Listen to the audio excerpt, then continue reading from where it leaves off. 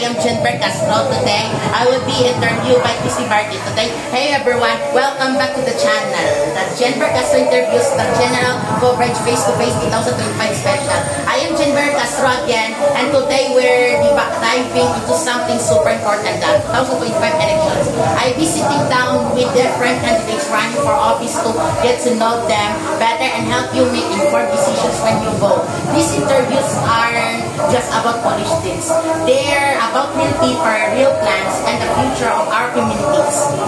So if you care about what's happening around you, hit that like button, subscribe, and let's get into it. Let's gather by into interview the next candidates for. Let's hear the interview by. Let's welcome the president. Let us for the presented by Christy Barty, the SB member. Okay. I will give you 40 questions for time bar. Or sige lang ano ko lang edit mo na lang yan. Sige. I will give you 3 questions, okay? Okay. I will repeat the question twice. Can you briefly introduce yourself to our viewers? Can you briefly introduce yourself to our viewers? Go. Okay, I am Christy Barty from Buo.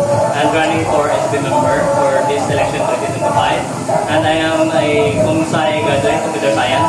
I senior system developer, a senior analyst programmer, and a database administrator.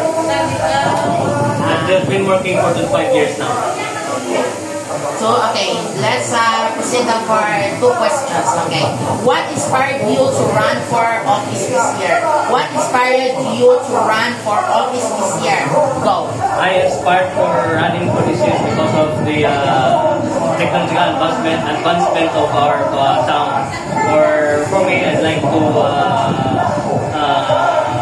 propose for a technical advancement for the transparency and to support the advocacy of our mayor contest, the no to corruption. Okay. The final question, I will give you for the last question, final na. Okay, final. What personal experience shape your political values? What personal experiences shape your political values? Go. Right now, the political values for me is that you have to be true to yourself and true to the people you are serving in the future. Again, last sentence.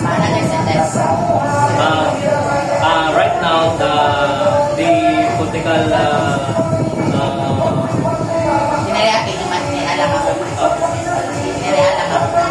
example sa ating mga sa atin, no? So ang nag-ano natin na is dapat maging tuod kita sa ating kagalingan, tuod kita sa ating mga tao natin, ang ipakita natin kung ano ang kartabo sa ating municipal. Yes. So sa atin na kurso na mapakita natin na by using the computer and internet and to give the people the transparency they want, the transparency they needed. For the conclusion, and that wraps up our interview with candidate name and SB member Christy Barty. Thank you so much for joining us and sharing your plans, ideas, and vision for the 2025 elections. So everyone watching, your vote matters more than ever. So take the time to learn about your candidates, ask questions, and make your voice heard on upcoming the election 2025. If you found this interview helpful, don't forget to like, comment, and subscribe. In this video, the Jennifer Castro channel on YouTube channel, and follow the page on Facebook, the interview with Jennifer Castro, and stay tuned for more conversations with the people who want to lead our communities. Thanks for watching. See you in the next another episode. And thank you so much for the interview by Christy Barty. And I am Jennifer Castro, the host, interviewer, or blogger. And thank you very much. And good evening. Kasiman po.